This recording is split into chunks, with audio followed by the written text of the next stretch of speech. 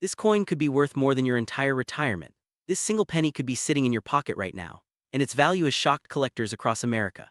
I'm talking about the 1957 D Lincoln Wheat Penny, a coin most people would toss into a tip jar without a second thought. Yet in the right condition, the right variety, the right microscopic twist of fate, it has reached prices of worth $25,000 or more. That's not a typo. $25,000 for 1 cent. Now before you roll your eyes and think, there's no way, let me tell you something that might make you check your change tonight. In 1957, millions of these pennies poured out of the Denver Mint. They jingled in soldiers' pockets, slid across diner counters, disappeared into piggy banks, and slept for decades in dusty coffee cans in American garages. Kids bought comic books with them. Grandparents wrapped them in paper rolls and tucked them away in dresser drawers. Most of those coins, ordinary, worn, worth a few cents. But not all of them. Somewhere in that flood of copper, a few coins left the mint with subtle differences. Tiny details most people never noticed. Slight doubling in the letters, crisp, blazing red surfaces that never saw circulation, perfect strikes with sharp wheat lines glowing under light like fresh-cut copper. And those are the coins that changed everything. Picture this: a man in the Midwest walks into a small coin shop with a jar of old wheat pennies he inherited from his father. He almost didn't bother bringing them in. He figured maybe they were worth a few dollars over face value. The dealer pours them out onto the glass counter. The copper clinks softly. The smell of old metal and paper fills the air. Then he sees it. A 1957 with a tiny D under the date. The 1957 D Lincoln Wheat Penny. At first glance, it looks like any other. Abraham Lincoln's profile facing right, the words "In God We Trust" arching above his head, liberty to the left, the date and small mint mark just below. Flip it over and you see the classic wheat stalks framing 1 cent and United States of America. But this one had something special. The surfaces were blazing red, not brown, not dull red like it had just left the press. The fields were smooth, the strike was razor sharp. Every line in Lincoln's coat was defined. The wheat stalks looked like you could run your finger along them and feel every grain. That coin didn't end up in a vending machine, it didn't buy a soda. It went to grading, it came back in a high mint state grade, and it sold for thousands.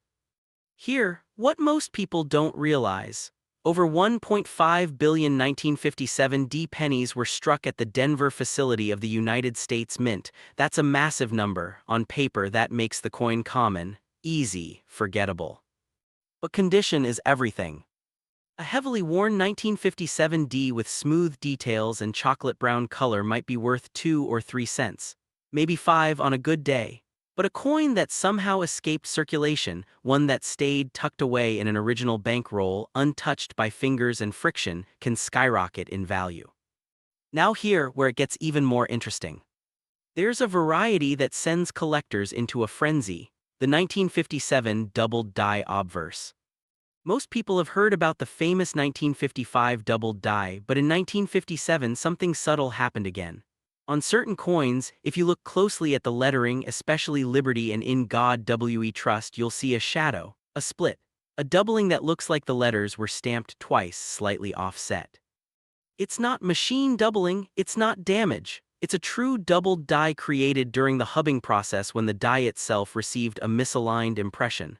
That means every coin struck from that die carries the same DNA.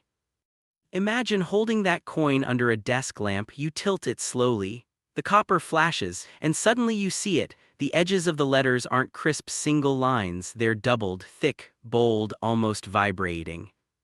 Most people would never notice, they'd spend it without thinking. But collectors know. Some of these 1957 doubled dies have sold for thousands, depending on condition. And in pristine, high-grade red examples, the numbers can climb into that worth $25,000 or more territory that sounds impossible until you see the auction records. And that's the difference between common and valuable. It's not just the date, it's the mint mark, it's the variety, it's the grade, it's the color designation. Brown, or full red, that fiery original mint luster can multiply value dramatically. Let's talk about the mint mark for a second. On the 1957 D, the small d sits just below the date. It should be clean, well-formed, not smeared or oddly shaped. In 1957, mint marks were punched into the working dies by hand. That means slight variations can exist. Sometimes you'll see repunched mint marks where the D appears slightly doubled or shifted. Those little quirks, they matter. Now imagine a teenager in the 1960s rolling pennies for extra cash. He pulls a few shiny ones aside because they look cool. He tosses them in a drawer. Decades pass. The drawer is forgotten. Fast forward to today. That same coin, untouched with blazing red surfaces and sharp details, could be worth more than a used car. And people are still finding them. Bankroll hunters go to their local banks and ask for boxes of pennies. $50 boxes filled with 2,500 coins. They sit at kitchen tables at night slicing open paper rolls, scanning dates like treasure hunters scanning sand for gold. Most of the time they find nothing spectacular. But every once in a while a 1957 D in stunning condition appears, or a doubled die, or an off-center strike. Ah yes, the errors. Off-center strikes happen when the blank planchet isn't perfectly aligned under the die. The result? Part of the design is missing, shifted to one side, leaving a crescent of blank metal. If the date is still visible and the error is dramatic, those coins can command strong premiums. Then there are clipped planchets where the coin has a curved missing section from a miscut metal strip, or broad strikes where the coin spreads wider than normal because the retaining collar failed. Each one tells a story of mechanical imperfection inside the minting presses of the United States Mint in Denver. And collectors love stories. But here's the twist: the biggest money isn't always in the errors, sometimes it's in perfection. A flawless 1957 D graded at the very top of the population reports with full blazing red color and virtually no marks can bring staggering prices at auction. When two serious collectors decide they both need that coin for registry sets, the bidding war begins. The numbers climb. Thousands become tens of thousands. Why? Because at the highest levels of coin collecting, it's about being number one. There are only a handful of 1957 D pennies graded at the absolute top. That scarcity at the highest grade level creates artificial rarity. Even though billions were made, almost none survived in perfect condition. Think about that. A coin that was once worth 1 cent, tossed around in change, now sitting under bright auction lights, sealed in a slab, watched by collectors across the country as bids flash across a screen. And someone clicks. Sold. 5 figures. For a penny. So how do you know if yours is special? Start with the basics. Look for the 1957 date, check for the small D mint mark under the date. Examine the color. Is it dark brown from circulation or does it still have that bright orange-red glow? Use a magnifying glass. Look closely at Liberty and In God We Trust. Do you see clean edges or do you see doubling that looks strong and distinct? Tilt the coin under light. Watch how the luster moves. Original mint luster has a cartwheel effect, a spinning glow that dances across the surface as you rotate the coin. That's a sign it hasn't been worn down by decades of handling. And whatever you do, don't clean it. The moment you scrub a coin, you destroy the original surface. Tiny hairlines appear, the natural patina vanishes, and with it, much of the value. Now let's bring this home. The highest confirmed sales for top-grade 1957 D Lincoln wheat pennies have reached into the thousands, with exceptional examples pushing toward that worth $25,000 or more mark when condition, color, and demand align perfectly. The double die varieties have brought impressive premiums. Stunning red gems have shocked first-time sellers who had no idea what they were holding. But here's the part that should give you chills.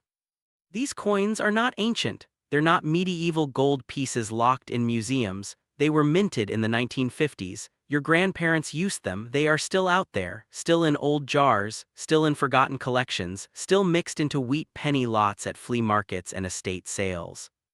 Somewhere tonight, someone is about to find one. Maybe it's in a cigar box in an attic. Maybe it's in a roll from the bank. Maybe it's already in your house and you just haven't looked closely enough.